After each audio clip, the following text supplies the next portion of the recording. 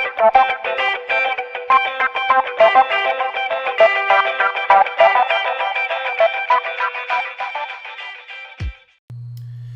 guys, Mike from the Off-Grid Shop here, and today what we're talking about is how to size your battery capacity, where a lot of people go wrong when they're designing their off-grid solar system. So we're going to use Powerplus Batteries today. There's an Australian-made product, one of my favourite batteries on the market. So we're going to be using those as an example today, and we're going to be using a commercial solar system to give you guys an idea to have a look at how solar works and how to work out when you're going to be living on batteries in an off-grid situation. So now, we've actually picked, so the middle of winter is ideally you want to be looking at this sort of stuff because in winter is when you're going to have the longest nights, which is where you're going to be living. So you have the shortest days, it's a shortest solar production, and you're going to be having the longest nights, you'll be living on the batteries the most. So this is so important to do your design all around that middle of the year, the worst time of the year, because in summer, long days compensate for bad angles and small battery capacity. You can get away with that sort of stuff in summer. And it also comes down to how you use your energy. I know for us in our house in Sydney, when we did our first off-grid property, our design there, in winter we used hardly any energy. It was just lights, TVs and fridges because we had a fireplace which heated the house and we cooked everything. Now our second off-grid design, we're actually in the middle of it at the moment. We are doing everything with electricity. There's no fireplace. We want to try and heat the whole house from electricity and see what it takes to really do everything 100% from the sun. So yeah, so let's get into this. So what I want to sort of bring up with people, and a lot of people say, oh, you know, we get loads of sun and the sun's here forever and a day and that sort of stuff. And just give you some numbers. This is an 18 kilowatt solar system. So most off-grid solar systems we put up, 18 is a good number because you can divide it by 6 or by 3. So if you do your panels around about 3 kilowatts of panels or 6 kilowatts of panels, just divide these numbers by 3. So let's have a look at this here. So, you know, the sort of sun comes up, and we've got here at 7:35, we got, oh, can we go one more? Let's go 8 a.m. Okay, cool. So here at 8 a.m, one more, 5, whoop. So at 8 a.m, we're doing 4 kilowatts of production. So it's an 18 kilowatt system. So if you divide it by 3, you got about 1.3 kilowatts of solar producing at this time of day. So if you had a 6 kilowatt solar array off grid, your system at 8 a.m. in the morning is going to be doing at 1.3 kilowatts.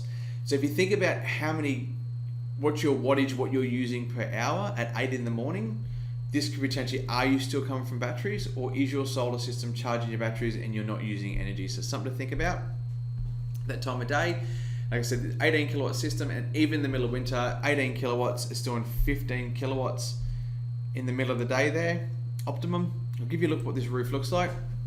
So this system here, we've got these panels facing northeast, we've got these panels flat to roof facing west, and these panels here, you don't really see in this production at all. It's on a different system. So I can actually show you a little bit later how that system works. But by look at this production, so really you're not getting any usable sun till about 8 a.m. We go here in the afternoon, as you can see, come 4 o'clock, our system's down to, 4 o'clock we're at 4 kilowatts producing. So if you only had a 6 kilowatt system off grid for a residential system, at that time of day, your system would only be doing 1.3 kilowatts. So if you're using more than that, you're going to be taking from batteries at that time of day. And pretty much when we drop below 1, it's about 5 p.m. So at 5 p.m, pretty much we're out. We've got no sunshine. We're directly on batteries. So at this 4:45, we're still got a little bit of solar, but on 1 kilowatt.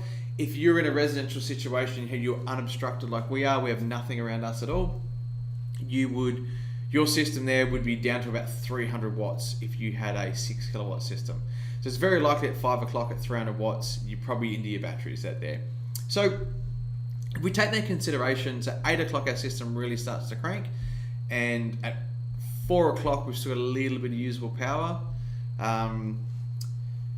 Say it dropped out at, say at 5, you know, we're on battery. So from the 8 in the morning to 5 in the morning, that means overnight we've got 15 hours of battery storage that we require. So you require to have 15 hours of battery capacity to get you through the night. Let's bring up a calculator here.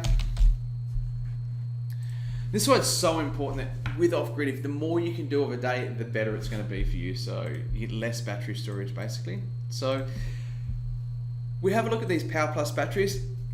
Now these are a 3.3 kilowatt hour battery pack. All right, so we're going to use these Powerplus Life. They're their premium battery. So they've actually got two batteries, a black and a white one. Calculator here. We'll use the premium ones here. Now they got a 3.3 kilowatt hour. So we're going to say 3,300 watt hours. So we'll times that by 3. So we've got 9.9 kilowatt hours in here. We're going to minus 80%. So we get that 7.92. So we're at 7,920 watt hours. So that's 7.92 kilowatt hours is what you actually have in your battery storage if you pick 3 of those. Now, like I said, we've got 15 hours that we're going to be living on batteries for. So if we divide that by 15, so that's 528 watt hours. So 528 watts you could run for every hour for 15 hours before the sun comes back up. Now, if you think about that, we just do some quick calculations. You know, if you've got a fridge that pulls 100 watts overnight, you know, if there's a 10 watt light that you want to leave on, or say a couple of lights that's 20 watts, you know, you get your TV on standby, computer on standby, a few things like that, they'll add another 30 watts. So that's about 150 watts, just a few things like that on standby. So it's so important to think about what energy you're going to use overnight, because batteries are the most expensive part of a solar system. And it's one of those things that the more batteries you add, the more panels you want to add to make sure you've got you've got enough panels to charge your batteries. So if you go back to looking at this here, the more you can do of a day, this is what's so important, that if you can, you know, as an example, we got away with so much when we first did our house design because we had lots of timers. Our dishwasher come on for a timer example, like at 9 a.m, a dishwasher come on and we'd wash off a day. What we'd actually try and do is would try and use the air conditioner and stuff like that to heat excess energy, using of a day to get into the house. So we're using our solar, we're not doing stuff from batteries, and that's what's so important to think about. What can I do over a day here? Because what happens in an off-grid situation, when your batteries are full, your solar panels turn off. So the way we design most systems that we work with people on, we like to design a system that by about 11 o'clock, the batteries are full. So if you do have 9.9 kilowatts of panels, and let's just say you did have a 6 kilowatt solar system, so we'll just divide this by 3. So as you can see, that by 9 o'clock, the system's doing about 3 kilowatts. So if we divide it by 3, because we're bringing it back to 6 kilowatt solar system in an off-grid residential situation, by 9 o'clock, the system's doing 3 kilowatts. You know, another 2 hours of that there, get to midday, we'll just say in this situation, the system's cranking and your batteries are full, and then your panels are going to turn off. So it's really important that if you can do heavier loads like your washing, your laundry, all that sort of stuff of a day, if you do want to run a dryer, it's more about putting more solar panels up and do that stuff of a day.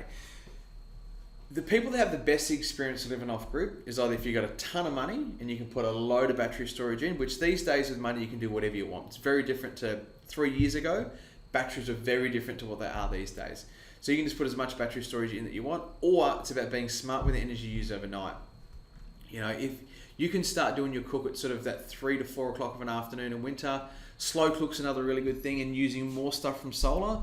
So overnight, when your solar system, when you finish, the sun goes out, come 6 p.m. when you're completely, there's no chance of doing anything from solar. You've done all your cooks, you've done everything big that you want to do, and your system just becomes lights, TVs, and fridges overnight, and some basic stuff. And remember, turn your standby items off. So you can see how important it can be there to make sure that to get everything done in a day. All right, guys, I hope this has been helpful. We'd love to hear the comments below of some stuff that you've experienced off-grid living, whether it be, you know, some good or bad, or some things you've learned of when you've decided to sizing your batteries to help others out. So I appreciate it in the comments below, and I'll talk to you down there. Thanks and have a great day.